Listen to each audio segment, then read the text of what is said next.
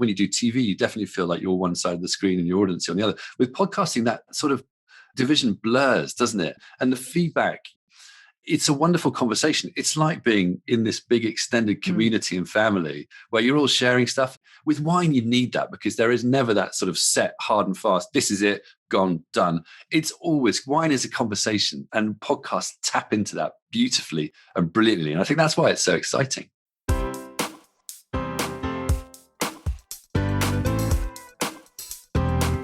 Do you have a thirst to learn about wine? Do you love stories about wonderfully obsessive people, hauntingly beautiful places, and amusingly awkward social situations? Well, that's the blend here on the Unreserved Wine Talk podcast. I'm your host, Natalie McLean, and each week I share with you unfiltered conversations with celebrities in the wine world, as well as confessions from my own tipsy journey as I write my third book on this subject. I'm so glad you're here. Now pass me that bottle, please, and let's get started. Welcome to episode 118. Why are podcasts one of the best ways to learn about wine?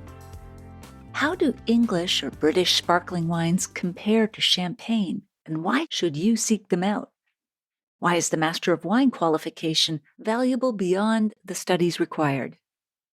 And what's behind the exceptionally low pass rate for the Master of Wine exam?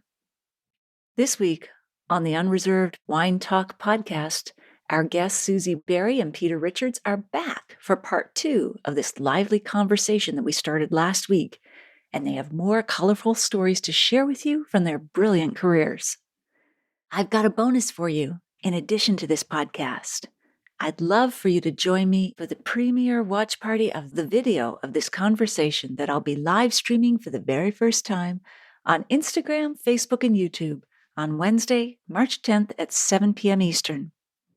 The video will show you the pictures and other visual elements that we discuss in this podcast. And in fact, we jump right into a screen sharing of different photos from their career at the beginning of the podcast.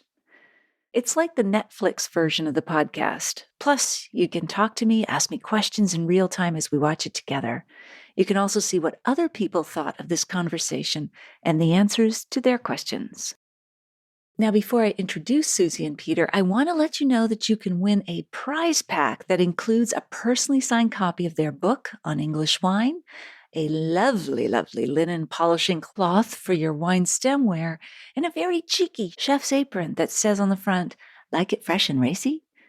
I'll select the winner from those of you who participate before March 10th. I'll also reshare your stories and posts with my followers, so whether or not you win, you get to connect with more wine lovers. All you have to do is pick your favorite social media channel, Instagram, Facebook, Twitter, or LinkedIn, and post a wine that you love, and tag me before March 10th. I'll post all of this in the show notes at nataliemclean.com/118. In the show notes, you'll also find a full transcript of our conversation, how you can join me in a free online wine and food pairing class, where you can find me on Instagram, Facebook, and YouTube Live every Wednesday evening at 7 p.m. Eastern, including this evening and next week. And that's all in the show notes at nataliemclean.com/118. And now, on a personal note before we dive into the show, I can always tell when the effect of the second glass of wine has kicked in. That's when I start fashion surfing on the web. If I'm still on the computer versus socializing with humans. I've bookmarked the websites of my favorite designers, Olivia and Alice, Judith and Charles, Mark Kane and Michael Kors. They sound like dinner party guests that I should be socializing with, but what are you going to do during a lockdown?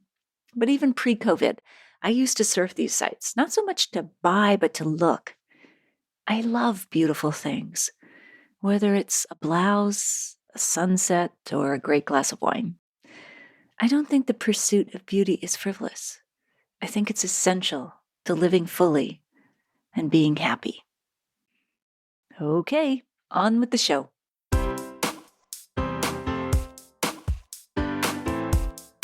This is the Winchester Festival that we're looking at now. I love the little tattoos or whatever that you've put on your face, and definitely the fun atmosphere. Now, you had to move this online due to COVID this year. How did that work?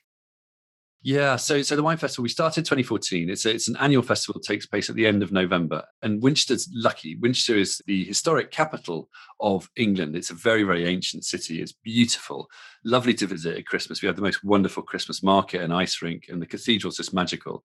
One of the buildings we have is the Guildhall, and the photo that you've got up now is at the Guildhall. We have these wonderful, large spaces, historic, beautiful, perfect place to have a wine festival, and especially in winter, you need it to be indoors in a nice place. The photo before you showed was actually a summer festival, which we did, which was a bit of a spin-off.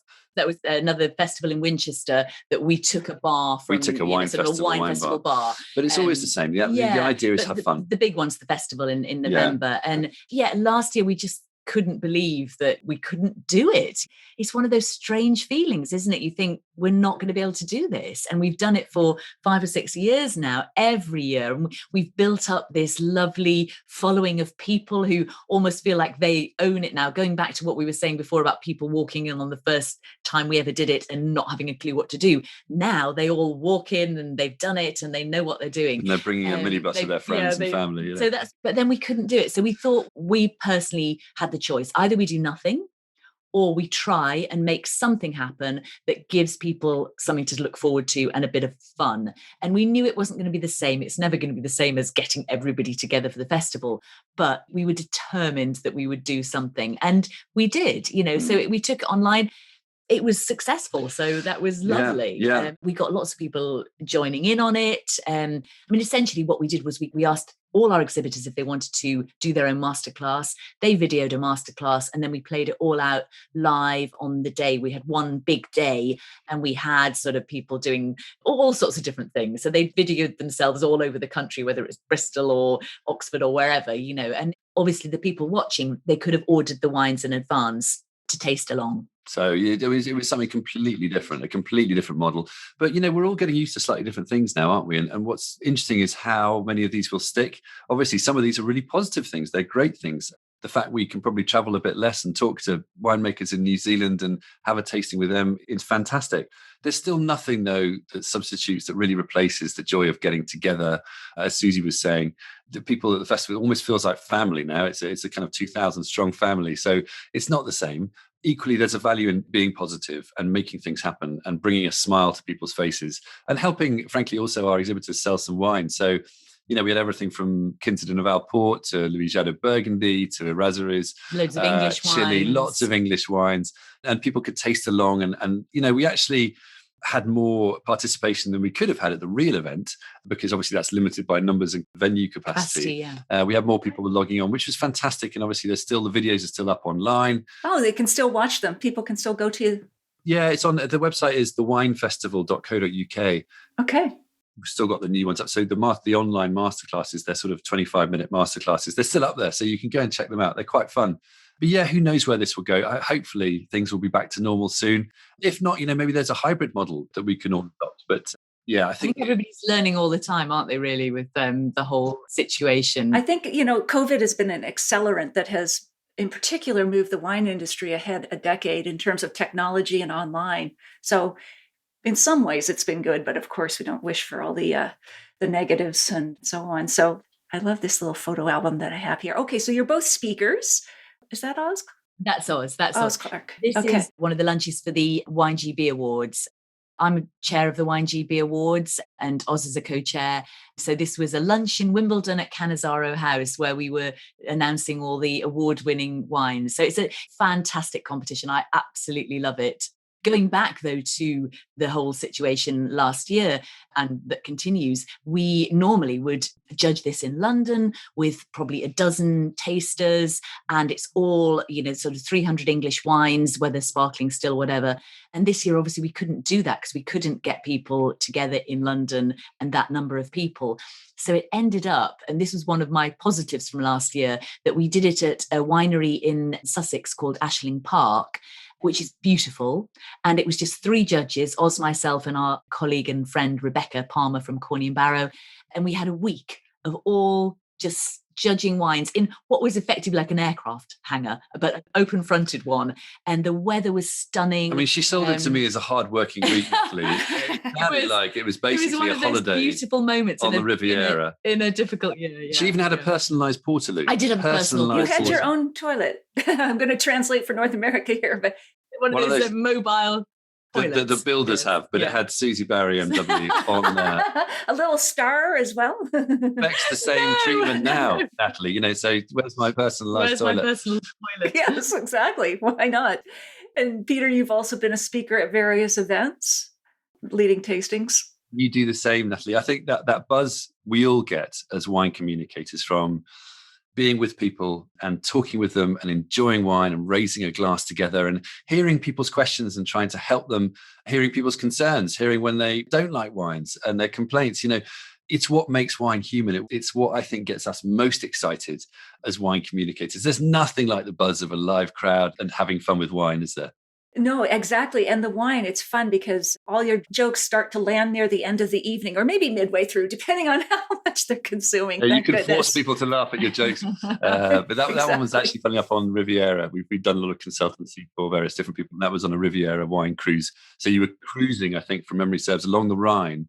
And you've got those amazing, as you know, the steep terraces of the Rhine with the vineyards on, and you're tasting the wine that's coming from these vineyards as you cruise along in a boat. It doesn't get more magical. Beautiful. Oh, my goodness. This is Wine Blast. Here we go. Let's get the title up there. Yeah, that's great. I love the photos of you too. You guys really interact off each other. But yeah, you've done so well. When did you launch your podcast? So it had been about 2 years in the thinking, Natalie. I don't know how long you took. It takes a lot to get to that point, doesn't it, of actually launching. It really does. You know what it takes. And I think often people don't quite understand what goes into a proper podcast. But anyway, so we'd been thinking about it for about 2 years. And we got to the point, I think it was when lockdown happened in March last year, we were sort of ready to launch in about May. We knew what we were going to be doing. We had sort of 6 episodes planned. We'd recorded a couple of them and we were ready to launch in May. And as soon as lockdown happened, we just kind of went, this is crazy. We just need to get launched, get on with it while people are at home, while we've got time to actually put towards it. And so we did it in April last year. And a lot of the first episodes of Wine Blast were to do with talking to people in all sorts of parts of the world, but about their situation given lockdown and given coronavirus. So whether it was a winemaker or a wine retailer or whoever. So we did these sort of little shorts of those kind of people. And we kind of put the real Wine Blast slightly on hold. And obviously we're back with that now. Yeah, we kind of launched in tandem with the pandemic, I'm afraid.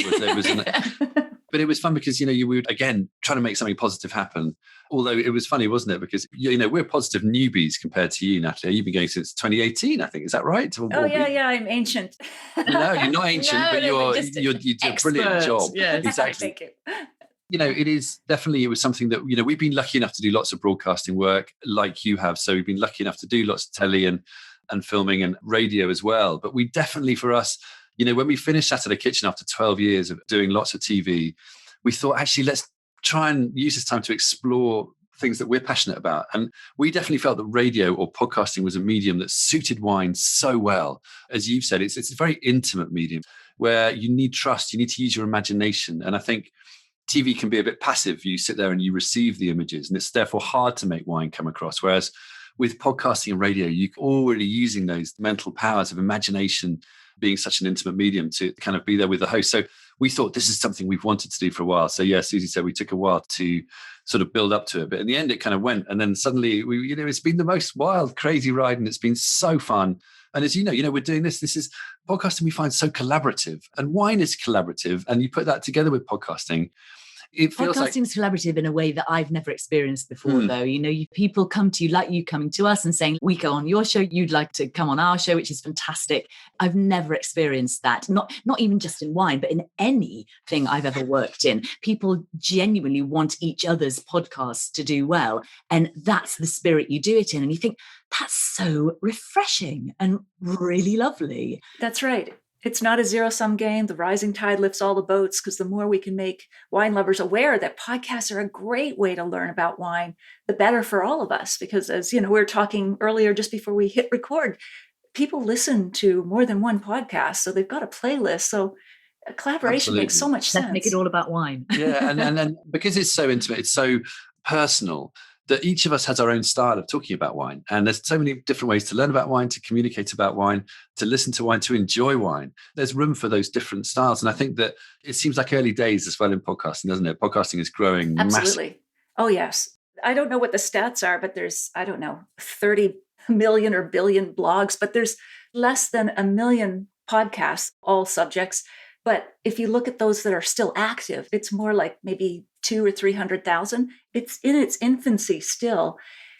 And if you look at other stats, most people finish either like 75% or more of a podcast that can be 30 minutes to an hour. The engagement is unlike anything you see on social media. Sure, yeah. Absolutely. And I think it's an interesting, because podcasting almost feels like an extension of social media in a funny way. It's true. But at the same time, the rules are very different and it feels much more wholesome. It feels more positive. It feels more supportive and collaborative.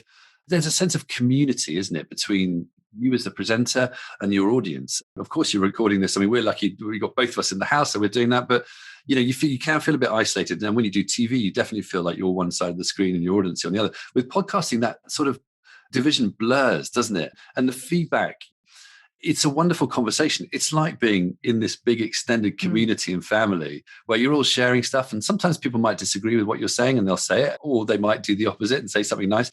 But either way, it just feels like this ongoing conversation, which is so lovely. And with wine, you need that because there is never that sort of set, hard and fast. This is it, gone, done. It's always, wine is a conversation, and podcasts tap into that beautifully and brilliantly. And I think that's why it's so exciting. Absolutely. I think the last picture. Oh, yes. So I want to mention this right now again. Here's your wonderful book on English wine that our viewers and listeners can win. So we have the book on English wine. We have the polishing cloth, the linen polishing cloth, and of course, that cheeky apron. Do you like it fresh and racy? So whether you're listening to this on the podcast or live on Facebook, Instagram, and YouTube, basically just tag us and tell us what wine you're enjoying lately. Bonus points if you tag some wine-loving friends and tag us and use the hashtags WineBlast and NatToCans. So let's talk just a little bit about English wine because we're not as familiar with it here in North America. Give us a sense of the scope or the size of English wine and what's happening lately. Well, I mean, I should let you handle this, but I have boned up on a few figures. But the key thing to say is it's so exciting. Things really happen fast in the world of wine, do they? So to see the category of English and Welsh wine emerge like it has done over the past decade, not much more, with the quality it has and the excitement and the diversity, has been thrilling, because this for wine is a world which moves slowly. It's one harvest a year. It's hard to really have an entire category emerge from virtually nothing and take the wine world by storm, which I think is what English and Welsh wine is doing. So the vineyard's quadrupled since the year 2000. It's now about 3,500 hectares, which is, in the global scheme of things, it's nothing. It's 0.1% of the global vineyard. It's about 10% of Champagne's vineyard, for example. It's 2/3 sparkling wine. So sparkling wine is the main thing that we do. And production has averaged in the last 5 years about 7.5 million bottles. It's sort of funny when you say it averages, because we went from something like 5-ish million to 14 million in 2018. And then you go back down a bit. So I mean, it's extreme because we have such a kind of marginal climate. If you get a great vintage, it's a whopper, but mostly, it's not. So actually that 7 is a strange average, if you know what I mean, because most years are not that average at all. I think probably we'll end up in the next few years, depending on how good the harvests are, around about 10, probably, won't we? 10 million bottles. Yes. Ish. And again, you say Champagne's 300 million, isn't it? Well, this year it's a bit less. But production or releases. Yeah. So it's a very, very small category still. But it's interesting because, exports are really starting to grow. And I think that producers see this as a really good target. It's about 10% of production at the moment is exported, which is not very much, but it's a lot more than what it was. And interestingly enough, the top market, I think, is Denmark. But beyond that, the second and third markets tied in second place are the US and Canada. So a lot of the stuff that does get exported does come your way. So, you can find these things. And what people might look out for are traditional method sparkling wines, definitely. they tend, as a terribly broad generalization, they have an incredible acidity to them, but it's a very specific style of really beautifully tangy acidity. And then I always think they have a kind of an orchard character, sort of an apples and pears in the summer afternoon kind of feel that seems very English. And they are very high quality. I mean, obviously, then within that, you've got your Blanc de Blanc, you've got Blanc de Noir, you've got non-vintage, you've got Prestige Cuvée, there's Rosé, obviously. So there's everything.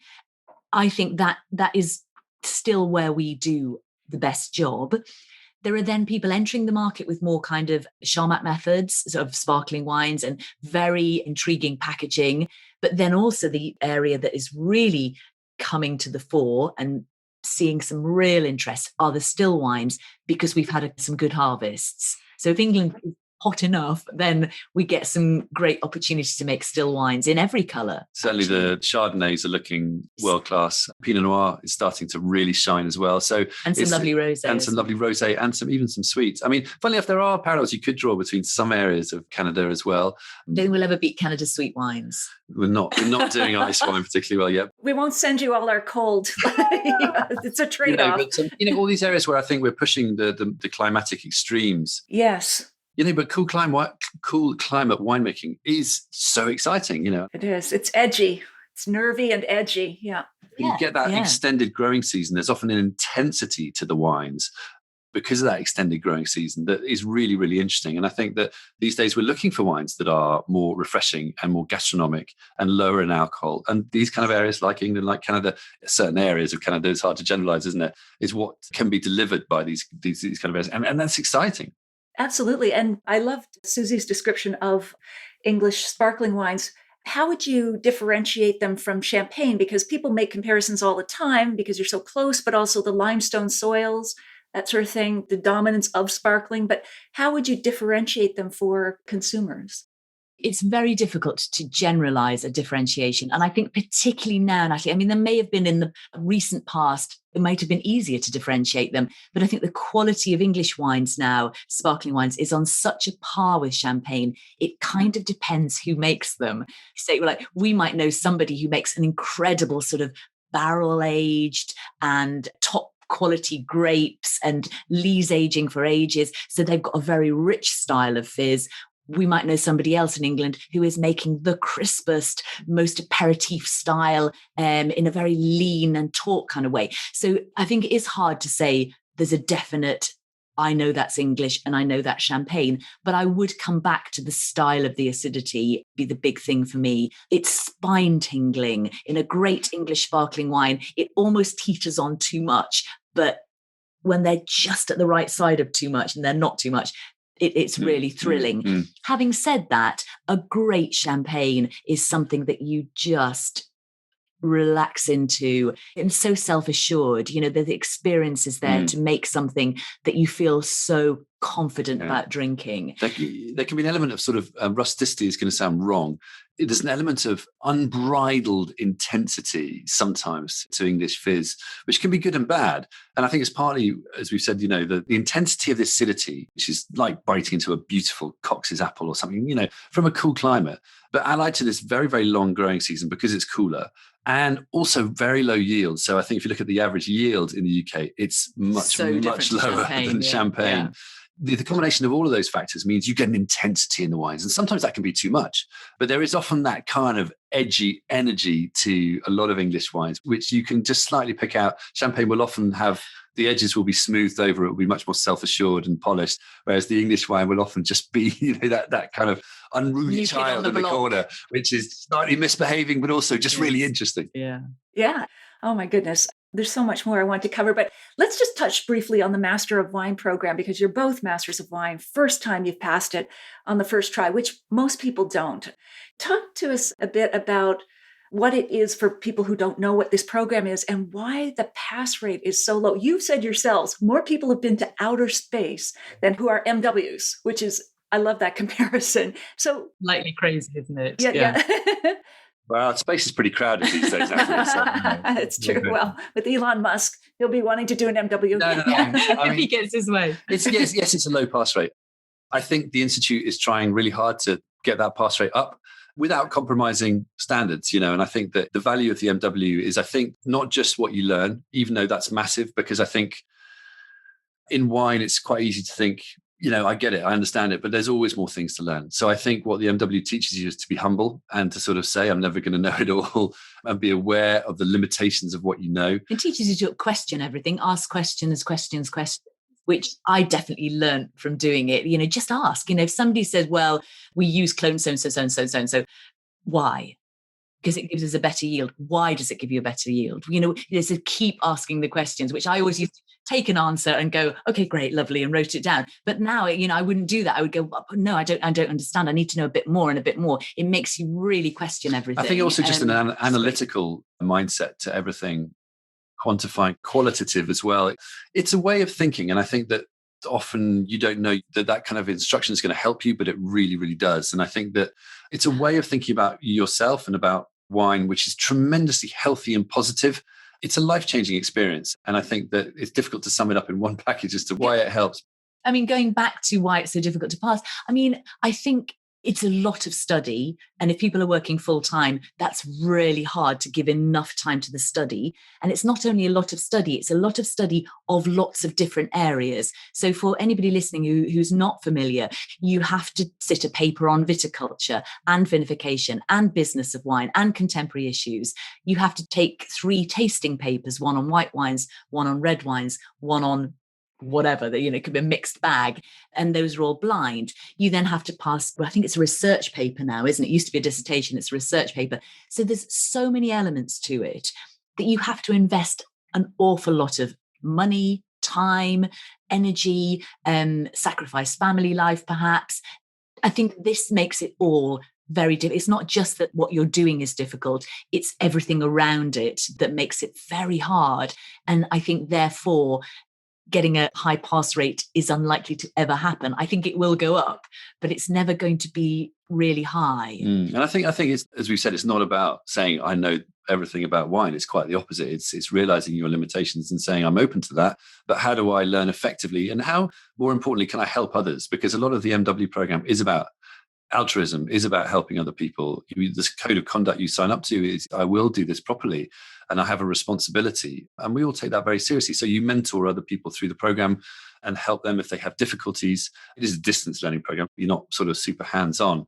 But there is that wonderful feeling of being able to help other people. We, for 10 years after we finished, ran a Master of Wine student boot camp. So we sort of tutored, people came to Winchester. It wasn't us who called it a boot camp. It was christened that by some of the students.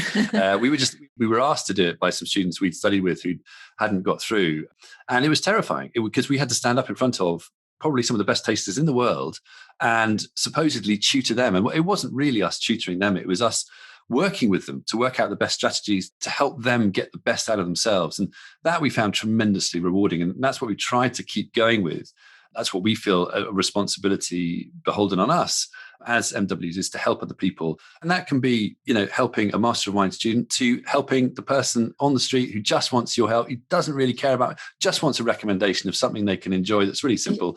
Actually, that's something we should say, though. When we were studying the Master of Wine, we were given so much help by people. And you think that is incredible, people's time and energy. And I was blown away, really, by the generosity of certain people that helped us pass, really. And I think that's one of the things we talked about, not being afraid to make mistakes earlier as being a good teaching method. Well, it's the same. Doing the MW forces you to learn to ask for help.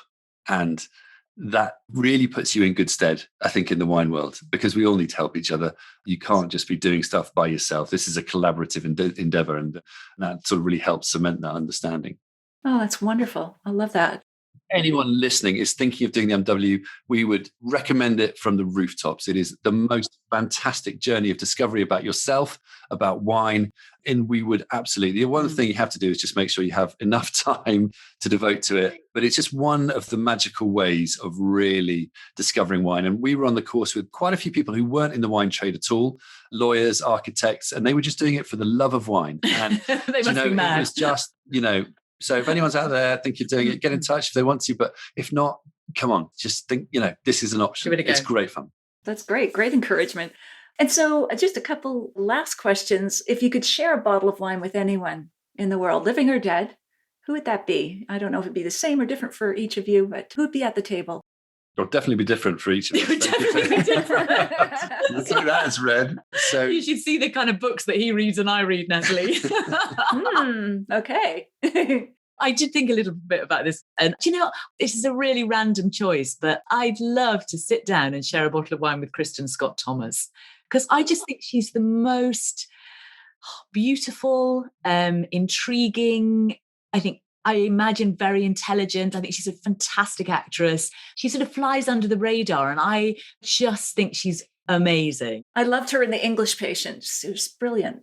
Yeah. You know, just sitting and being able to ask her things, it would be amazing. And I know it's not an obvious choice, but yes, I like it. I think she's fabulous. Wonderful. So I'm going to have to do something to contrast with that. But I'm just reading the final installment in the Hilary Mantel trilogy, actually. So Henry VIII, what an option for a man from history, if I'm thinking history. But talking about people from history who like their wine, so we'd have something to talk about. Alexander the Great, how cool would that be? He definitely liked his drink, didn't he? Thomas Jefferson, you know, some of these people from history. Jefferson bottles. You know, he clearly took an interest in food and drink. He would be just fascinating to talk to. I don't know, someone like that. But it's an endless question because there'd be so many people, really, when you start thinking about it, aren't there? That'd be quite a rowdy dinner table party. It's just Henry VIII and Kristen Scott Thomas. Kristen and I would be quietly in the corner, enjoying our glass of We'd Sancerre. be eyeing her as a new wife. Yes, exactly. Yeah. How would she end up? Who knows?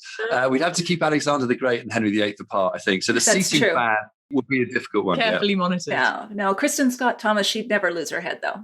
Sorry. No. Anyway, last one. If you could be any type of wine, what would you choose? Oh my goodness me. Well, you'd have to be. I'd be champagne. You'd be champagne. Wouldn't you? I really would, yeah. Why is that? Bubbles make me happy. I feel like I'd want to be overflowing with happy bubbles. In my life, if I could do that every day, and I don't, it's a lesson to myself, it's a note to myself, be more effervescent, be happier, be more bubbly, because, you know, why not? Life's short. It is, and we're not promised tomorrow. How about you, Peter? I would be an increasingly full-bodied red. That's the way my life seems to be going, Natalie. So I don't know. I'd like to think I could carry off being something like a Brunello, which I know is a special kind of wine for you. Yes. Your first amazing wine, Epiphanies, was Brunello, wasn't it? So I've been thinking about that. Brunello or a Barbaresco or a Barolo, but I'd probably be more a kind of Shiraz that's kind of getting a little bit loose around the edges. A little bit, you know, over mature now, a bit tired. Sounds like something you could watch with The Simpsons. Oh, there you go. That's all I need to be. That's great. Is there anything we haven't covered that you'd like to mention as we wrap up? I don't think so. You've been so lovely asking us so many lovely questions. Oh, you guys, I could go on for another couple hours. But anyway, it's terrific talking with you. Now, tell us where we can get in touch with you online. I think probably social media is probably the best place. So on Instagram, we're Susie and Peter. Twitter, I'm Wine Schools and she's Susie Barrie. They're probably the best places to get hold of us. But other than that, we have our website, which is susieandpeter.com. Yeah. Or the podcast, you know, if you listen to Wine Blast, then you can get in touch with us through that as well. We've even got that wonderful, the magic of SpeakPipe, that little button you can press and people can ping their messages across, which we've recently discovered and got very excited by. So if anyone wants to send us voice messages, hopefully nothing too angry. This is on the podcast page of our website. There's a little orange button, and you can just send us a message, which is we love to get. Yeah. That is great. I'm going to post all of these contacts and your websites in the show notes for the podcast, so people will know how to connect with you. Fantastic. Thank you, Natalie. Well, thank you, Susie, Peter. This was a great conversation. I just loved it. I love your energy and your passion. I'm so pleased that more people will know about what you do, who you are, and get to connect with you now. You're very kind. Thank you so much indeed for all of this. It's been such fun. Oh, absolutely. Okay, take care and bye for now. Bye.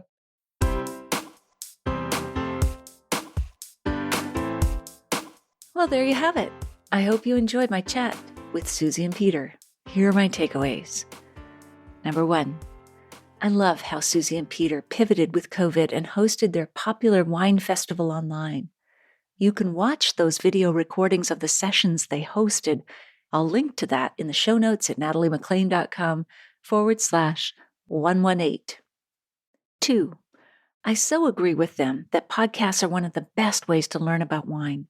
I'm biased, of course, but it's such an intimate medium that lends itself to more in-depth learning. 3. I found their discussion about English sparkling wines helpful, and I'm determined to taste more of them when I can find them going forward. And 4, Susie and Peter make some excellent points on why the Master of Wine qualification is valuable beyond the studies required to achieve the credential. I love that probative skill of asking the question beyond the first question and challenging received wisdom. In the show notes, you'll find how you can win a prize pack that includes a personally signed copy of their book on English wine, a lovely linen polishing cloth for your wine stemware, and a cheeky chef's apron if you post on your favorite social media channel before March 10th and tag me. A full transcript of our conversation, how you can join me in a free online wine and food pairing class, where you can find me on Instagram, Facebook, and YouTube live every Wednesday at 7 p.m., including this evening. And that's all in the show notes at nataliemaclean.com/118.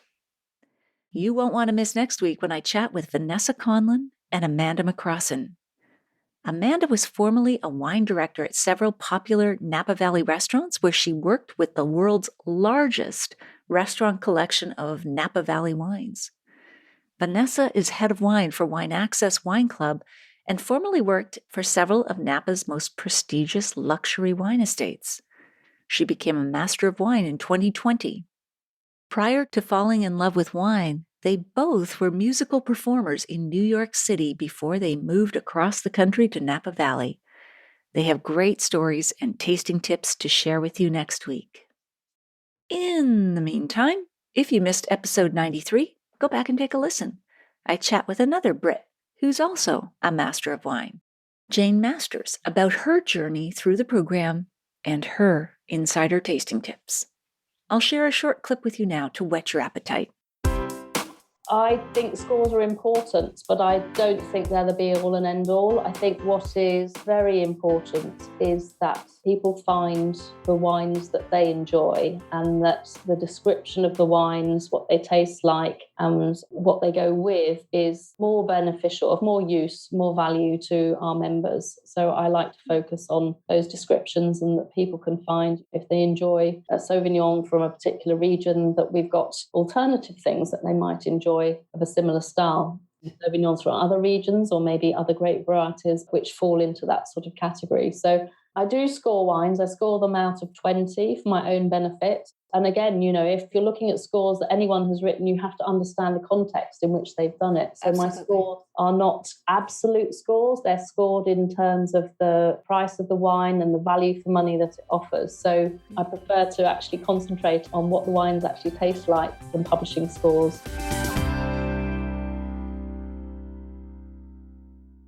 If you like this episode, please tell one friend about it this week, especially someone you know who'd be interested in the tips that Susie and Peter shared. Thank you for taking the time to join me here. I hope something great is in your glass this week. Post on social media about it, and you could win their prize pack.